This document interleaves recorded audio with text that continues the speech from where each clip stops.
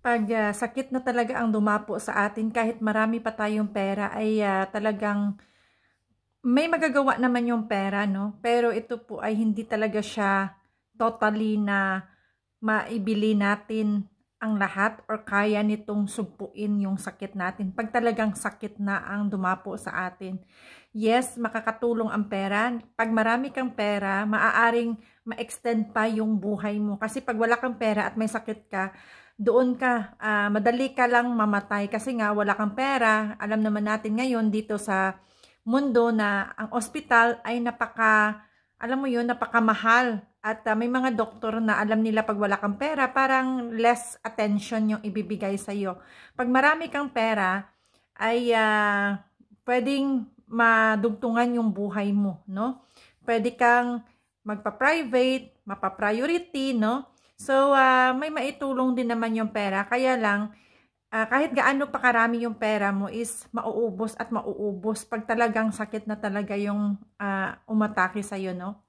So, ito guys ay gusto ko lang i-share sa inyo na ngayon, nakita ko yung video ni Chris Aquino, no? Alam naman natin na ilang taon na nagsasuffer si Chris Aquino nang dahil sa kanyang complicated na klase ng sakit. So, ngayon ay meron siyang 5 autoimmune disease. At ito po ay parang wala ng lunas. Nabibigyan lang siya ng gamot just to extend lang na para lang ma-extend pa yung buhay niya, no? Pero sa ngayon guys, nagiging worst and worst. Parang naawa ako sa kanya na, alam mo yun, na napapaisip talaga ako na talagang pagsakit yung dumapo sa atin kahit ano pa yung gawin mo. Si Chris Aquino is talagang fighter talaga siya. Guys, ipapakita ko sa inyo yung clip na, ito is some part lang ng clip na hinighlight lang natin, no?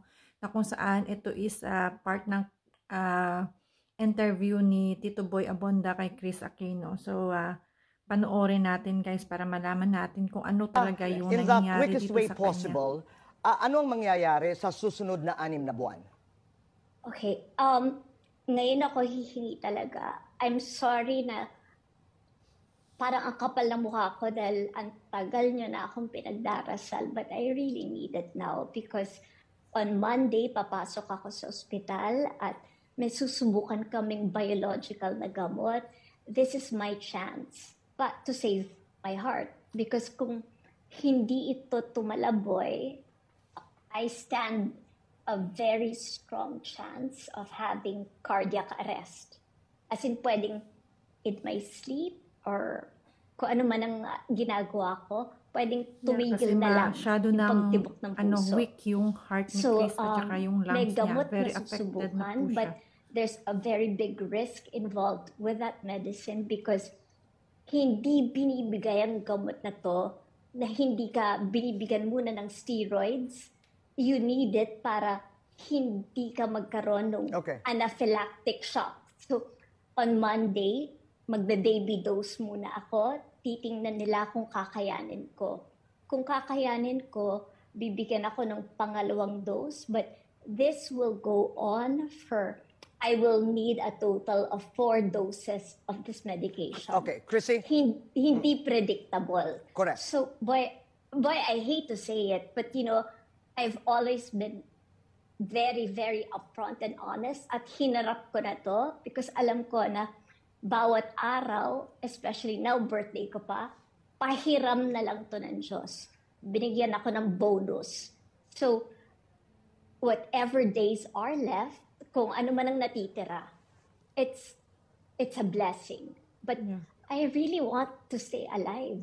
I mean, sino ba naman ang sasabihin na handa na akong mamatay? I don't think any of us can say that because Ben is only 16. I made the promise to him na until he becomes an adult, I will really do everything. Lahat gagawin ko. Kasi hindi naman sikreto sa mga tao that ang kuya niya falls under the autism spectrum. Ako mismo, ako lang ang nagpalaki dun sa dalawa. Kailangan pa nila ako. But on the flip side of that, after Monday, wala na akong immunity.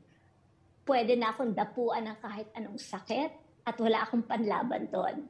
That's why I want to take this opportunity, boy, na magpasalamat sa'yo because nangako ka sa akin, kagaya ng ilan sa mga pinakamalapit na kaibigan ko at yung mga kapatid kong babae, nangako sila na kung ano man ang mangyayari. Pero akong 2 kaibigan ang lilipad dito para samahan yung 2 boys. And you also promised me, sorry dun sa show mo, pero you said na kung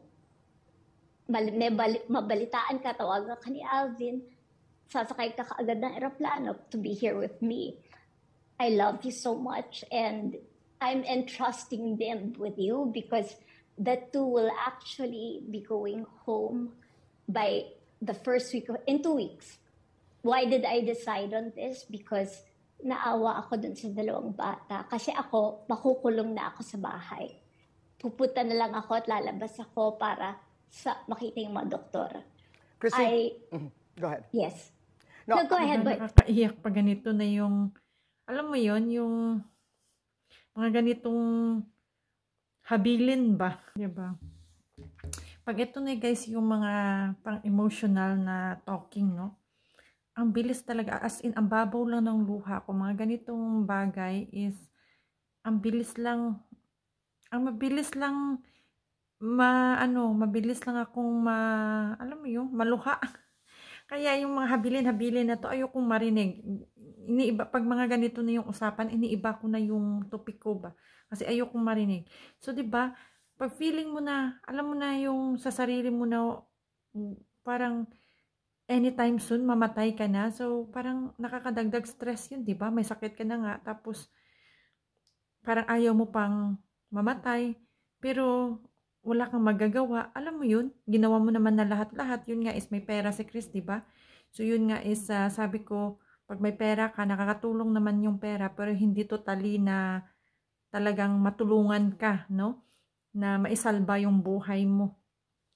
Matulungan ka lang na madugtungan yung buhay mo. Yun, nakakakuha ka ng mga professional na doktor, magaling na doktor, pero hindi pa rin matumbok-tumbok, kumbaga hindi pa rin siya mapagaling.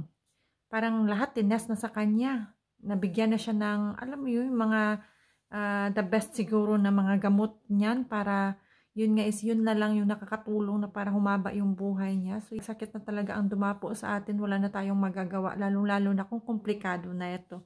Kaya, ito guys ay na-share ko lang at maraming salamat sa inyong panonood na kasama ako dito at kita-kits sa susunod na mga video. Bye!